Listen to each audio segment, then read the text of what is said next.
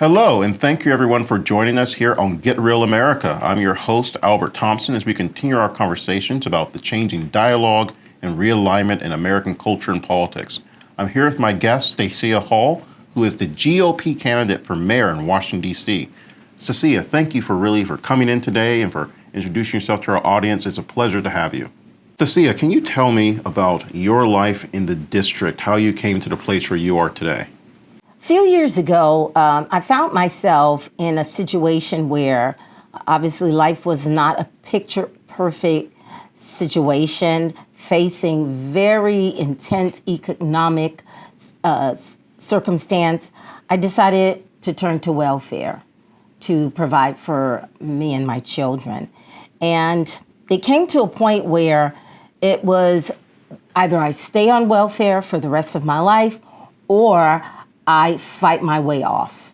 And I decided to fight my way off. And I chose to conquer. I went from poverty to prosperity. It's just an amazing thing how determination and a well-made-up mind has an effect on the spirit of a man. So I truly say, when life serves you lemon, make lemonade. And it was more a stepping stone, just a way for me to just receive the assistance, and at the same time, I'm improving myself, I'm educating myself. Tell us more about your career in interior design. How did you come upon that? How did you discover your latent ability for that and then bring that out of yourself?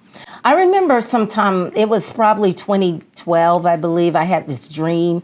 I saw furniture in the dream, this beautiful wheel, and it had a bunch of lights. And when I woke up from the dream, I said, wow, that was beautiful. Let me see if I can draw that. And I just started drawing and creating, designing furniture.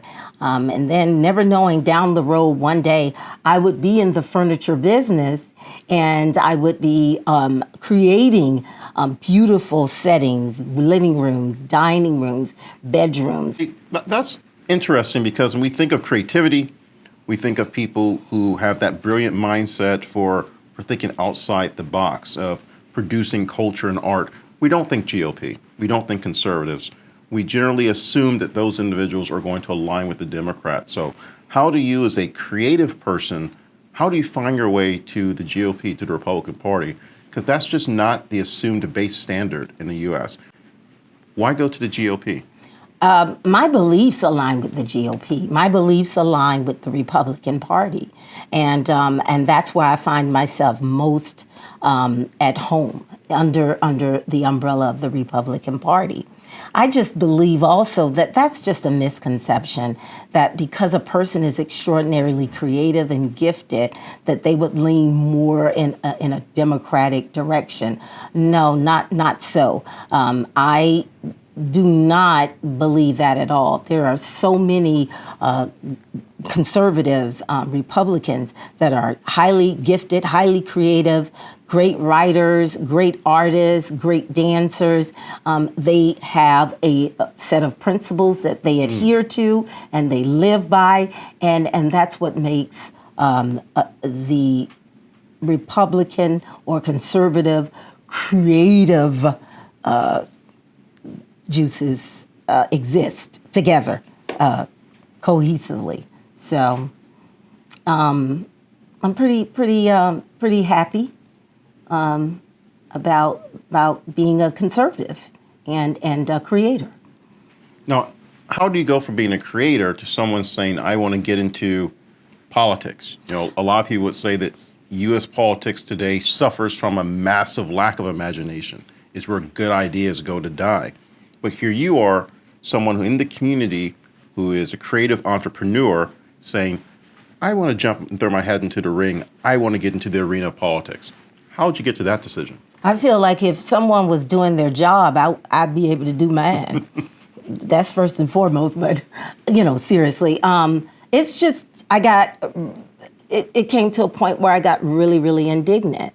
we would hear promises. I was a Democrat, and hearing the promises made to the Black communities, the Hispanic communities of doing things and upgrading and advancing. And these were over and over, year after year, and I got really indignant, a righteous indignation. It just flared up inside of me, and I said, I'm not going to stand for this any longer. Was there something in particular that where it was kind of a last or final straw where you said, that's it, I'm done? Or? Well, being a single mother, coming off welfare, and deciding that I don't need the government's assistance was a motivator too. I just and seeing how just deciding that I can do it. The righteous indignation, it came over me like a wave, like a red wave, you know, and a red wave, like not a blue wave, like a red wave. And I said, no more. I cannot identify with a particular party and movement that has strayed so far to the left.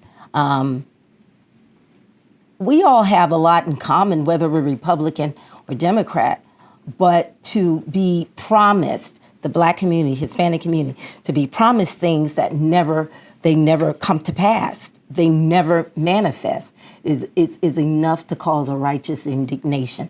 So I decided, I said, no more on the sideline. I'm coming off the sideline, I'm coming out of hiding, and I'm going to take a stand. I'm going to do something nobody ever imagined that a quiet, mind your own business type of person like me would do. I'm going to get out and I'm going to run, and I'm going to run for office. And if I win, I win, and if I don't, at least I tried. Mm-hmm. And you're making that decision to really not mind your own business anymore. Correct. You made a decision that you're going to not just run for office, but run for mayor of the capital city, an overwhelmingly Democratic city. And to do that as a Republican, I've got to ask, what's been the reception of you as a Black woman, entrepreneur, creative personality? You want to get into the GOP. How the local Republicans responded to this? Because you don't tend to fit the mold of what we might expect for entering this kind of race. Well, the people have been very receptive. The Republicans are excited that someone dared to do it. And the Democrats are like, wow, we have more options. So I believe that there's these one or two things that no matter what you say, the Republicans and Democrats can come to the table about and agree on, and that thing is children. That's children. That's children. And the rights of the parents must remain, cannot, under no circumstance, be in jeopardy of being lost forever. It's just important that parents maintain their active roles in their children's education and their medical decisions, and so on and so on, and so of a child. And you're running unopposed, so you will be the Republican nominee for the office in November. How do you see what you're offering to the residents of the district who are become more diverse? They're more different and divergent in terms of socioeconomic status. What are you going to do, not just for the parents, but for the other residents of the district? How are you going to bridge those divides to help people come together and not have such a divided city? The interesting part is when you go around and you meet the voters and you hear the voice of the voters in their heart, they are very concerned about the vulnerable communities. They're concerned about the homelessness. They're very concerned even about the communities in Ward 8 and Ward 7. You ask a Republican, and a compassionate Republican will say it's not fair. The kinds of attention that Ward 3 get, that kind of attention should be spread out evenly over the district in all 8 wards, because we are all human. There's no this race or that race. We're a human race. So we all must receive the same, be treated equal. And so that's something I'm hearing a lot lately from Republicans that they are not pleased with that their neighborhoods are in good shape, but we still go over into certain neighborhoods that are not receiving the upgrade that they so deserve. And these are loyal, long-standing residents of the district Who've been neglected. And that really needs to stop. I'm an outsider, and I call myself an outsider because I am not a career politician. I am not a career politician, so I'm not connected in any way to any special or political interest groups. This I'm doing because I feel it's my duty and my responsibility because nobody else did. And the other one that didn't make the ballot. I made the ballot. It's left on me now, and I'm going to represent the Republican Party. What if you had to say two issues that voters need to know where you stand, your priorities, the things that are important to you, what would those be? It seems that, and you can't help it because these are the three glaring issues: education, crime, policing. Those are very, very important. There's also the issue of senior citizen and keeping tax down for senior citizens. Many of them are third, fourth, fifth generation. They've inherited homes, and if their homeowner taxes go up, then it just doesn't work to keep them in the district. So we would hate to lose that population. Also, the tent cities have been a big talk of the town, and also our economy, the inflation, and how important the small businesses are to the district. Trying to cut some of that red tape out of the way to make it easier to own businesses in the district. As opposed to Maryland or Virginia. Yeah. Keep the new business owners. You want them to stay in the district. I want them to stay in the district, and everybody's coming up with all kinds of solutions to make that happen. The workforce housing, that's something that can't even be pushed to the side. That has to be definitely addressed first, because we want to make sure, one of the first things addressed, because we want to make sure that our teachers, our firefighters, our police are actually living in the communities they serve. That is why these communities, Wards 8, Ward 7, those are communities that are going to be looked at as communities to upgrade and to advance and to make more beautiful, so we can bring in more businesses in those wards as well. And often the residents of those wards tend to have longer commutes, which then means that they're spending less time with their families. And so I see what you mean by the need to upgrade them and therefore connect more business to them directly. Correct, absolutely. It's really a win-win situation. We've got to make the district appealing from all sides, from all angles. We have to truly not neglect, but impact and make better our district. This is supposed to be the beacon of all of the cities over the U.S. The people come to D.C. as a place of refuge and as a place to learn and to experience and see the history of our nation. And for me, I just happen to live right around the corner from the Embassy of Israel, but I just looked at the Embassy of Israel and I'm like, Jerusalem Hall, wow, that would be great if D.C. was a Jerusalem, because Jerusalem means city of peace. It'd be great to turn this place into a city of peace rather than it being a city of crime and crime and violence and lack of police force. But make it more of a city that people can call home, and you just need leaders that, everybody has their own thing, but for me, I just believe, rather than canceling out faith and prayer, now's the time. We need to buckle down and we need to really, really pray. We need to really seek wisdom so we can find some answer to these things that are just mind-boggling. Crime and how our youth are they are falling by the wayside.